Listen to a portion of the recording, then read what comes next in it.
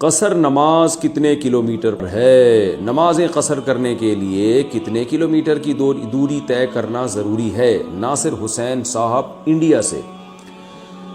جناب ناصر حسین صاحب، آپ جب اپنے شہر کی آبادی سے باہر 77.8 کلومیٹر یعنی تقریباً 78 کلومیٹر آپ دور جانے کا ارادہ رکھتے ہیں تو شہر سے باہر نکلتے ہی قصر شروع ہو جائے گا۔ یعنی یہ نہیں کہ 77.8 کلومیٹر پہ پہنچیں گے تو قصر کرنا ہے، نہ۔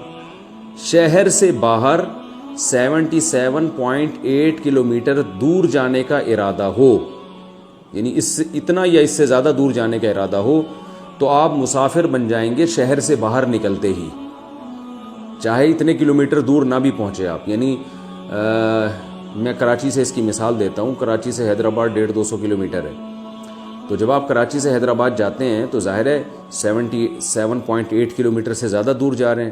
77.8 یاد کرنا مشکل ہوتا ہے، 78 کلومیٹر یاد رکھیں۔ تو آپ نے کیا کرنا ہے کہ جیسے ہی آپ کراچی کی آبادی سے، آپ ہیں تو انڈیا کے لیکن مثال میں کراچی کی دے رہا ہوں، تو آپ جیسے ہی کراچی کی آبادی سے باہر نکلیں گے، یعنی کراچی کے مضافات بھی ختم ہو جائیں گے، تو پھر آپ سفر کی نماز شروع کر دیں گے۔ اور اگر اتنا اس سے کم دور جانے کا ارادہ ہے 78 کلومیٹر سے، تو پھر آپ شہر سے باہر نکل کے بھی سفر والی نماز نہیں پڑھیں گے۔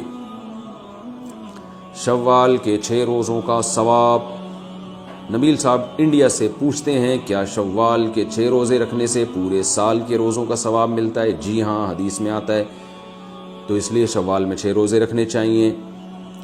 اسی سے ملتا جلتا اگلا سوال ہے عمر فاروق کراچی سے، شوال کے روزے اکٹھے رکھنا ضروری ہے؟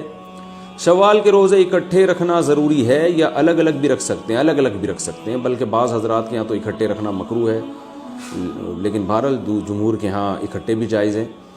تو لیکن بہتر یہی ہے کہ اکٹھے نہ رکھیں، پورے شوال میں اس کو تقسیم کر دیں۔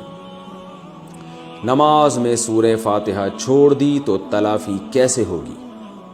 محمد تنویر صاحب بہار سے پوچھتے ہیں کہ اگر میں نماز میں کھڑا ہوا اور سورہ فاتحہ کے بجائے دوسری سورت پڑھنا شروع کر دی تو یاد آنے پر کیا کرنا چاہیے؟ سورہ فاتحہ پڑھیں یا آخر میں سجدہ سہو کر لیں؟